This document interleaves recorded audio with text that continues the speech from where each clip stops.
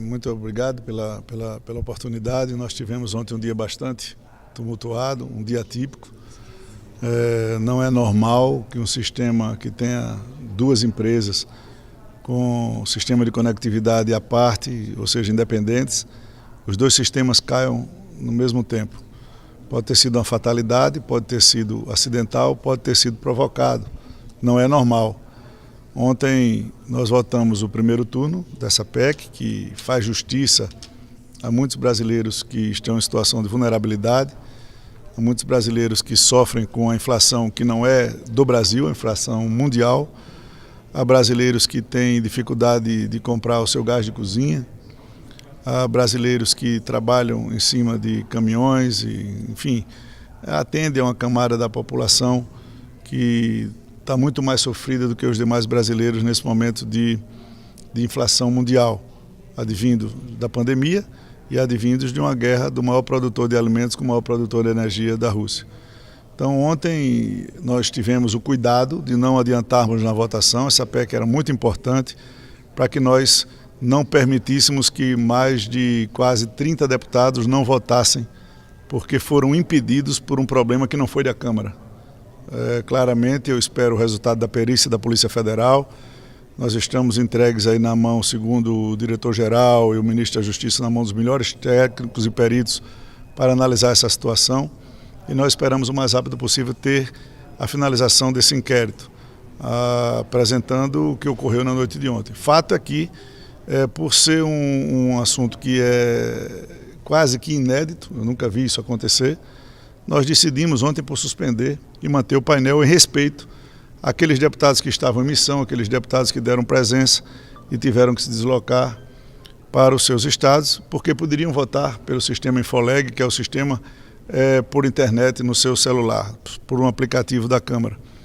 É lógico que começou-se uma guerra que não é justa para esse assunto entre oposição e governo, com as suas narrativas e suas lutas regimentais para retirar deputados do plenário e outros colocar deputados no plenário. Hoje de manhã ainda, por volta de 9 horas, eu reuni os membros da oposição, tentando fazer um acordo que era melhor para eles na tese que eles levantaram. Eu estava querendo, por acordo, permanecer o painel, já que não foi um problema do painel, não foi um problema interno da Câmara dos Deputados, e deixar só os 20 ou 30 deputados que estavam com esse direito preservados votando online.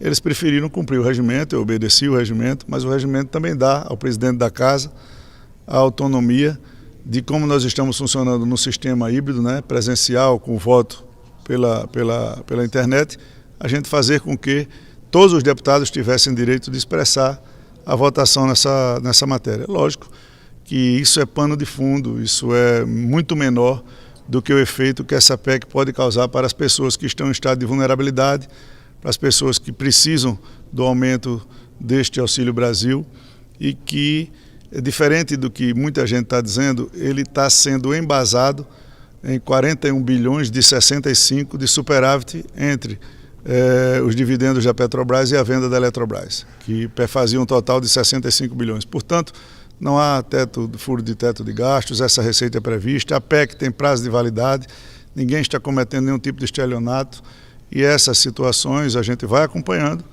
como vai ser o desenrolar de todas essas matérias que o Congresso Nacional tem votado para reduzir preço da energia, reduzir preço de combustíveis, que estão sendo demonstrados na ponta. Os brasileiros estão já acompanhando e agora todo mundo está falando, Todo governador está se exaltando porque assinou o decreto da redução do preço do combustível, da redução da tarifa da energia.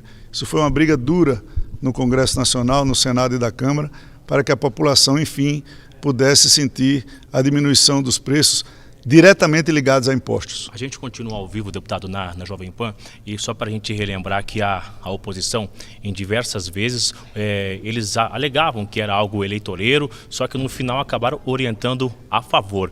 É uma situação que, de forma geral, vê que é importante ajudar a comunidade nesse momento difícil, independente se é ano eleitoral ou não, O que é deplorável nesse sentido, e eu procurei, como presidente, me manter muito quieto às críticas de plenário, é que numa discussão onde você vai aumentar a renda de uma população, garantindo o respeito às contas públicas durante um período, né? E lógico que nós queríamos que fosse mais, ou a população merece mais, isso nós temos que discutir a partir da votação do orçamento de 23, encontrar os caminhos para que a gente tenha suporte orçamentário para arcar com essas despesas, se por acaso quiserem perenizar lá na frente.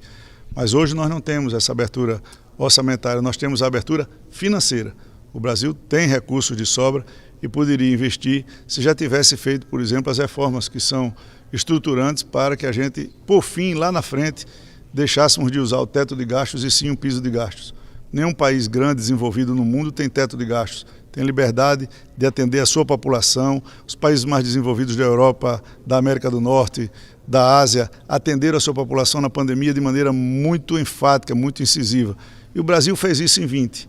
Entrou com mais de 700 bilhões para atender a população em todas as suas classes sociais, em todo o empresariado, no ano de 20. No ano de 21 foi mais singelo, recuperou-se a economia, cobriu-se o déficit e em 22, com o recrudescimento dos problemas da pandemia com relação à economia, porque a inflação é mundial e a disputa de novo vem para dizer que é um problema do atual governo ou que é um problema nacional, quando todo mundo sofre com a inflação e sofrerá em 23, em 24, com a desglobalização provenientes do problema do Covid. Então, não é justo que aqui se travasse uma batalha política no plenário para não dar ou dizer que o fato de você socorrer aqueles mais vulneráveis é um processo eleitoreiro. Rapidamente, só para a gente finalizar, já vou liberar o senhor sobre essa votação dos enfermeiros.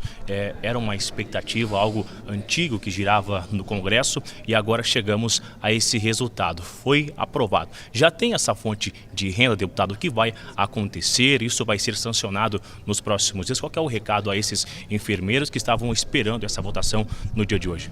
São vários problemas que advêm do PL dos enfermeiros, né?